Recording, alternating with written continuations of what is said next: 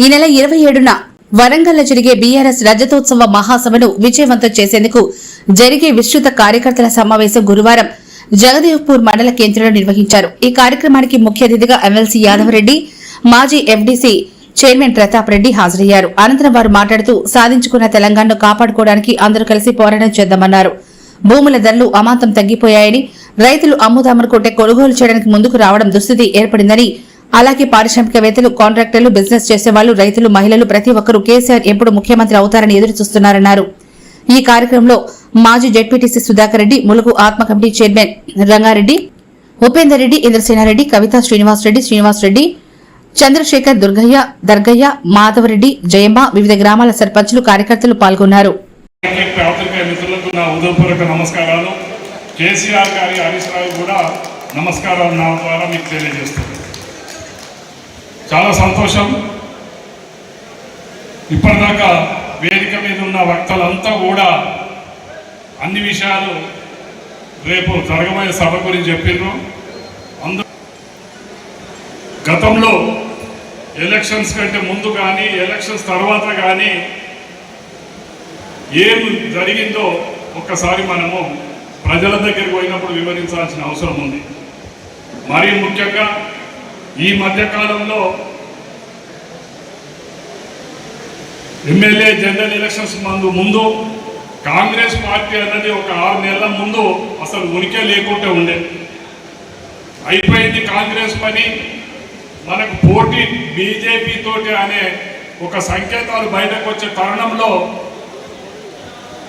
అలవగాని హామీలతోటి అప్పుడు పిసిసి అధ్యక్షులుగా ఉన్న రేవంత్ రెడ్డి గారు అటు రాహుల్ గాంధీని, ప్రియాంక గాంధీని, సోనియా గాంధీని, ఖార్గే గారిని తీసుకొచ్చి వివిధ డిక్లరేషన్స్ అని చెప్పి ఒక గుట్ట కదా ఒక ఎంటిక కడితే వస్తే గుట్ట పోతే వెంటిక అనే రీతిలో అలవగాని హామీలు ఇచ్చి అన్ని డిక్లరేషన్లో బాండ్ పేపర్లు రాపించి దేవుళ్ళ మీద ఒట్టు పెట్టి ప్రజలను తప్పుదో పట్టించి ప్రలోభాలకు గురి చేసి ఓటు చేయించుకుంది అన్నది అది ప్రజలకు అర్థమైంది, మనందరికీ తెలిసిన విషయం.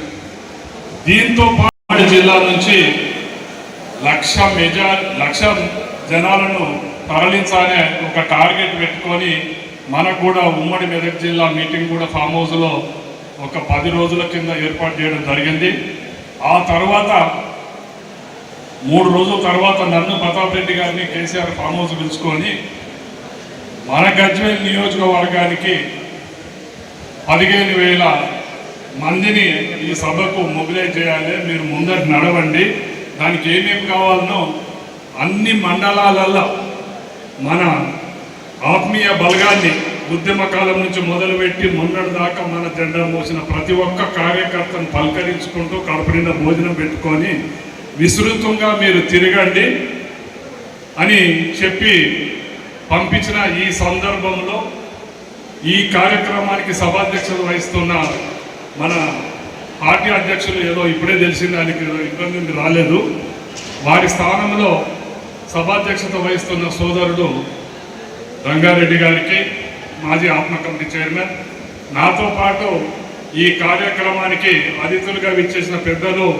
మాజీ ఎఫ్డీసీ చైర్మన్ సోదరుడు రెడ్డి గారికి, పెద్దలు గౌరవనీయులు సీనియర్ నాయకులు మాజీ జెడ్పీటీసీ వడ్డెర సుధాకర్ రెడ్డి గారికి, అలాగే మాజీ ఎంపీటీసీ కవితమ్మ గారికి,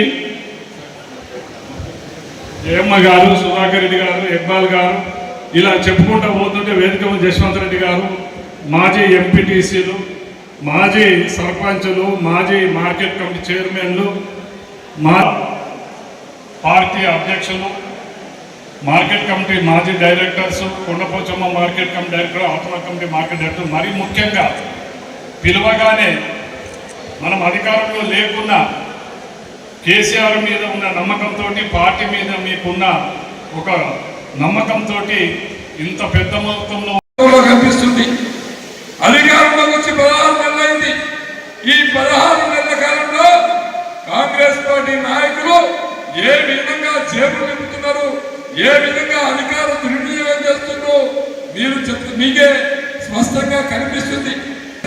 గతంలో మనం 10 ఏళ్ళ అధికారంలో ఉన్నాం. అధికారంలో ఉన్నప్పుడు అందరికీ కళ్యాణ లక్ష్మి ఇచ్చినాం, అందరికీ అందరికీ రైతు బీమా ఇచ్చినాం. అందరికీ ఈ గవర్నమెంట్ ఎలాంటి సంక్షేమం ఇచ్చినా అందరికి ఇచ్చినాం. కాంగ్రెస్ వాడు తీసుకున్నాడు, కమ్యూనిస్ట్ వాడు తీసుకున్నాడు, బీజేపీ వాడు తీసుకున్నాడు, మనం కూడా తీసుకున్నాం.